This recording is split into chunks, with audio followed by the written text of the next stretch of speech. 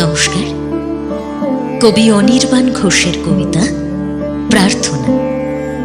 ছোট্ট বন্ধুদের মনের কথা ওদের মতো করেই বলার চেষ্টা করি। সরস্বতী বিদ্যা দেবী, মাগো তোমার কাছে আমার কিন্তু অনেক কথাই বলার মতো আছে। সেসব কথা শুনবে তুমি? বলছি তবে শোনো। পড়ায় আমার ভালোই মাথা, সন্দেহ নেই কোনো। এই বছরের পরীক্ষাতে মাত্র 2 নম্বরের একটা অঙ্ক ছেড়েছি, তাই ভুগবে অমন করে।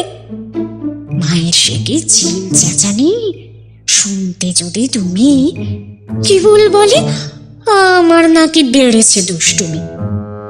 দুষ্টুমিটা করবো কখন? আমার কত কাজ। ঠিক কিরকম ব্যস্ত থাকি আছে কি আন্দাজ?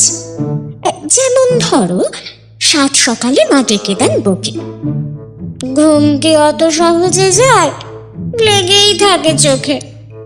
তারপরে সেই বিচ্ছিরি দুধ, বিচ্ছিরি বিস্কুট, হুড়মুড়িয়ে তৈরি হয়ে স্কুলে দাও ছুট।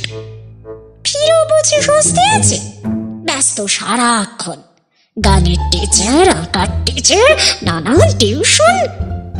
তোমায় কি আর বলবো মাগো, সবই তোমার জানা। এই করো না, ওই করো না, হাজার নিষেধ মানা। একটা কথা খুব গোপনে তোমায় বলে রাখি, পরের জন্মে আমায় মাগো বানিয়ে দিও পাখি। এমন যদি হতো আমি পাখির মতো উড়ে উড়ে বেড়াই সারাক্ষণ।